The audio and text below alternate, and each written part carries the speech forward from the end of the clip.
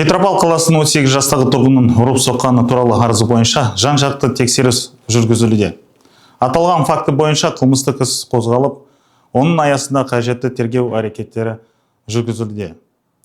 Бұған дейін әйелге қатысты құқыққа қайшы әрекеттер туралы ақпарат әлеуметтік желілерде тараған болатын.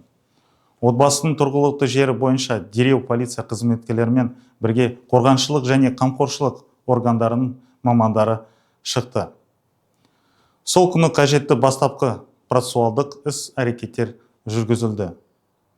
Әйелдің арызы негізінде отбасылық тұрмыстық қатынастар саласындағы қамауға қайшы әрекеттер бойынша әкімшілік іс қозғалынды.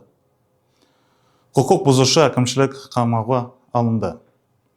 Сондай-ақ сотпен оның мінез құлқына 12 ай мерзімге ерекше талаптар белгіленді. Бұл талаптар оның жұбайы мен балаларын әйелдің келісімсіз баруына тыйым салады. Бұдан бөлек құқық бұзушыға қатысты материалдар қала әкімдігі жанындағы кәмелетке толмағандар істері және олардың құқықтарын қорғау жөнінде комиссиясының қарауына жіберілді.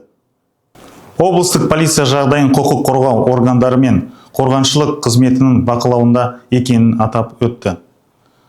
Әйел мен балалардың қауіпсіздігін қамтамасыз ету бойынша барлық шаралар толық көлемде қабылданды.